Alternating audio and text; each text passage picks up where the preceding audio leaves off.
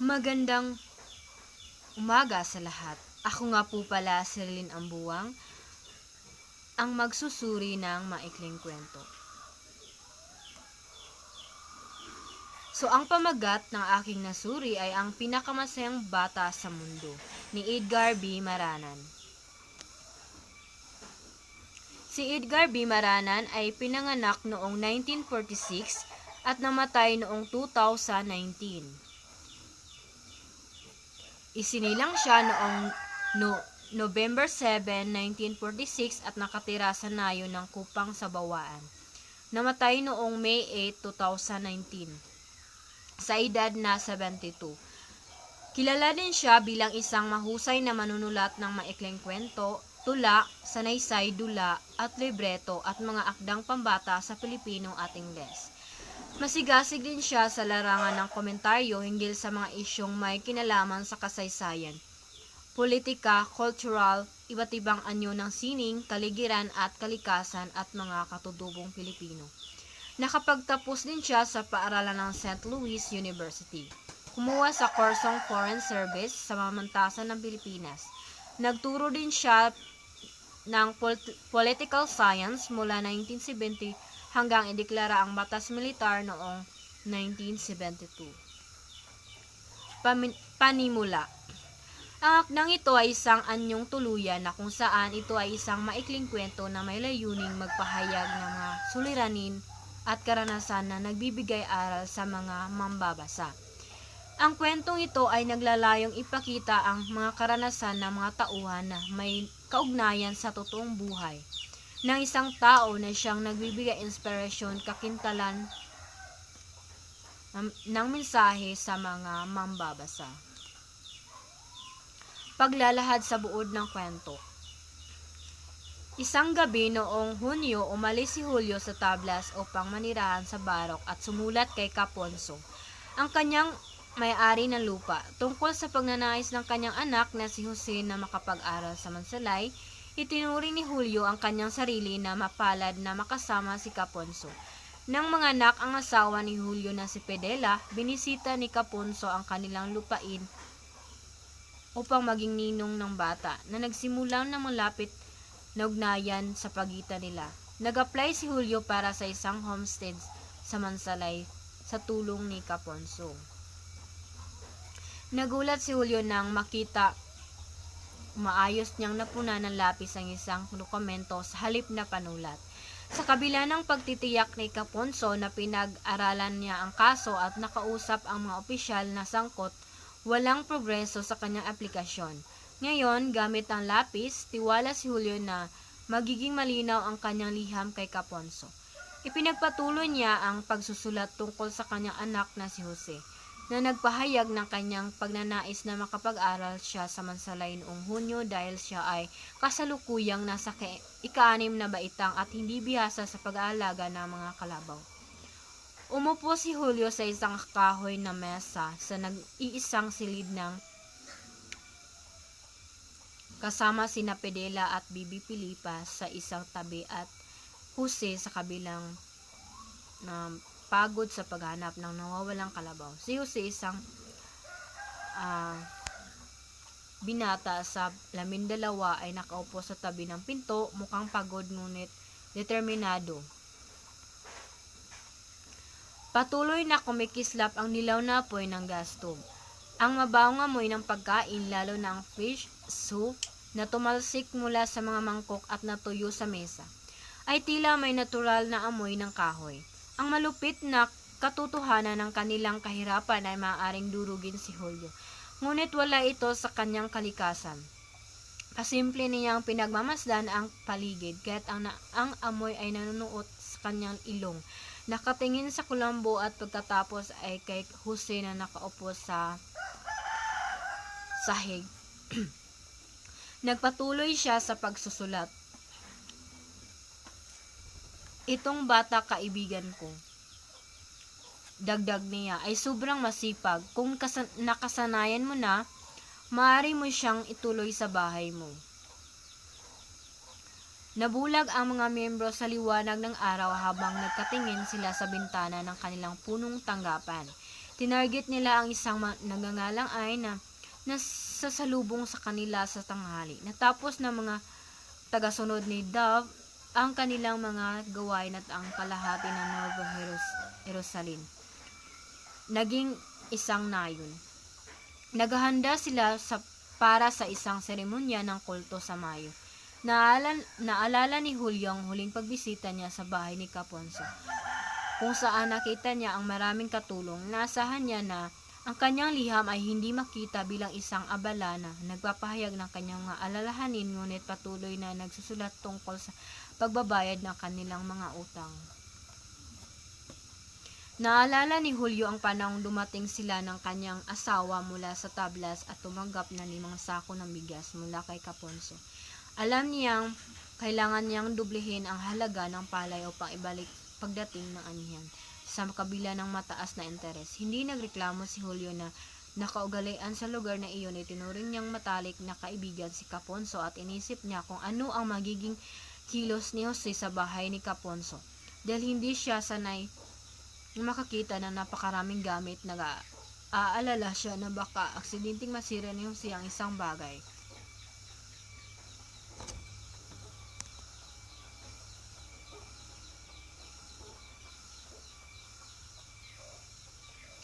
Hinihiling ko na ituring mo rin si Jose bilang sarili mong anak, aking kaibigan. Maaaring maparusahan siya sa anumang pagkakamaling nagawa niya at sanay ay makita kanya bilang pangalawang ama. Naramdaman ni Julio na baka ito na ang pinakamahabang sulat na naisulat niya sa buong buhay niya. Natapos niya itong isulat, gumaan ang pakiramdam niya na naging maayos naman ito. Kailangan niyang padala ito kay Jose kinabukasan. Kinaumagahan, isang taong gulang na batang lalaki ang sumakay sa isang kalabaw patungo sa bayan. Mukha siyang maliit sa malapan na likod ng kalabaw. Sinamahan siya ng kanyang ama hanggang sa makarating sila sa ilog, kung saan nagpatuloy ang bata sa paglalakad. Nang mag-alinlangan ang kalabaw na tumawid sa isang makitid na batis, kinuha ng ama ang isang patpat sa marahang itinulak ito. Inabot niya ang stick sa bata na para bang ito ay isang bagay na mahalaga. Nagsimulang maglakad si Julio pa uwi, iniisip lamang ang trabahong naghihintay sa kanya sa bukid noong araw na iyon. Huminto siya upang sabihin sa kanyang anak na magbigay ng liham kay Caponzo sa bayan. Pumayag naman ang kanyang anak at sumakay sa isang kalabaw, dala ang kanyang mga gamit. Bagamat sa bahay lang ni Caponzo siya tutuloy, tiniyak ni Julio na may sapat na bigas ang kanyang anak para sa isang linggo. Habang binabasa ng kanyang anak ang sulat, nakaramdam siya ng saya at tila puno ng kanta ang mundo. Pagsusuring pang nilalaman. Pamagat. Ang pamagat ng kwentong Ang Pinakamasayang Bata sa Mundo ay angkop sa kwento ng isang batang si Jose na maswerteng lumaki sa kanyang mga magulang na masaya. Dahil sa kabila ng kanilang kahirapan ay sinikap ng kanyang ama na si Julio na makapag-aral siya sa piling ng kumpare nitong si Caponzo. Na doon muna siya habang nag-aaral at magsisilbing katulong ni Caponzo sa gawing bahay habang nakakulong ang ama nito. Lumako naman tayo sa paksa. Ang paksa o tema ng kwento ay tungkol sa ang pinakamasayang bata sa mundo na patungkol sa pagkakulong ng kanyang ama na kung saan lahat ng bagay na gustuhin niya ay malaya siyang tinutulungan ng kanyang ama. Kahit na nakakulong ito, pilit na pinapasaya sa pamamagitan ng liham. Tauhan. Julio, ama ni Jose na nagtatrabaho upang matustusan ang mga pangangailangan ng kanilang pamilya at siya din ang naghatid ng liham para kay Caponzo. Masipag dahil ginawa pa rin niya ang pag-aralin ang kanyang anak kahit nakakulong ito. Mapag-aruga dahil kasi kinaya niya alagaan ang anak noong hindi pa siya nakulong. Matiisin dahil tiniis niya sa loob ng kulungan habang inaalala ang pamilya. Caponzo, ang may-ari ng lupa, siya din ay naging ninong ng anak ni Julio at naging kumpare. Mabait dahil tinutulungan niya si Julio na makapasok agad sa trabaho. Mapagkakatiwalaan kasi tinanggap niya ang liham ni Julio araw-araw at tinanggap ang anak nitong si Jose sa bahay niya. Masunurin dahil Sinunod niya ang halubili ng liham ni Julio. Fidela, ang asawa ni Julio na maganda at katuwang niya sa buhay. Mapag-aruga kasi inaalagaan niya ang 2 anak habang nasa kulungan ang asawa. Kontento kasi si Julio ang kanyang mahal hanggang maikasal sila. Jose, anak ni Julio at Fidela na nag-aaral sa ika-6 na baitang at hindi bihasa sa pag-aalaga ng mga kalabaw. Mabait dahil sinunod niya ang payo ng kanyang magulang. Maasahan kasi kaya niya maghatid ng liham kay Caponzo. Naunawaan niya ang kalagayan ng kanyang ama. Opisyal, may mga tataas na katungkulan. Matapat dahil ginagampanan nila ng maayos ang kanilang mga tungkulin bilang mga opisyal. Kalabaw ang alaga nila na binabantayan araw-araw ni Jose. Masipag dahil sapagkat ito ay tumutulong sa gawaing bukirin. Tagpuan, Mansalay, lugar ito kung saan nag-aaral ang anak ni Julio at naunang tirahan nila. Barok, dito lumipat ang pamilya at nagtrabaho si Julio. Nuevo Jerusalem, dito nakulong si Julio at nakita niya ang mga katulong.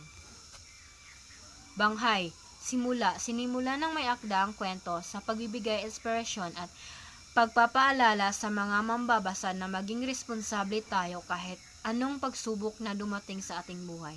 Dahil naniniwala ako na lahat ng mga pagsubok ay may solusyon.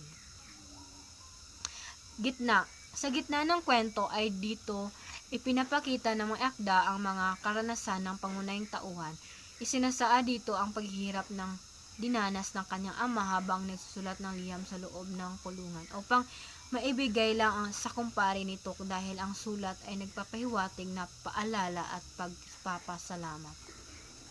Wakas. Sa wakas ng kwento ay nakalabas na si Julio at umuwi sa pamilya nito at palaging inaalala pa rin ang kanyang naiwang trabaho sa bukid. At agad inutusan nito ang kanyang anak na magbigay liham kay Caponzo sa bayan at doon ay habang binabasa ng kanyang anak yung liham, nakaramdam ito ng saya at tila puno ng kanta ang mundo. Pagsusuring pampanitikan, bisa sa damdamin. Nang mabasa ko ang kabuuan ng kwento ay nakaramdam ako ng pagkalungkot dahil naawa ko sa sitwasyon ng pamilya ni Jose, lalong-lalo na nasa kanyang ama na nagsumikap magtrabaho at may kaso at nagsusumikap na mapadala ang liham para sa ikakabuti ng pamilya niya. Bisa sa isip. Matapos kong mabasa ang akda, napagtanto ko na masayang mabuhay sa pamilyang ikaw ang prioridad.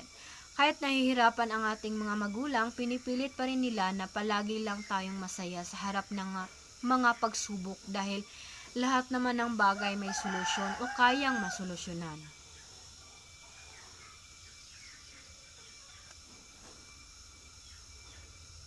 Implikasyon sa lipunan. Ang pagiging masayang bata ay maaaring magdulot ng pag-unlad sa lipunan sa pamamagitan ng pagtutulungan, kabutihan at respeto sa kapwa.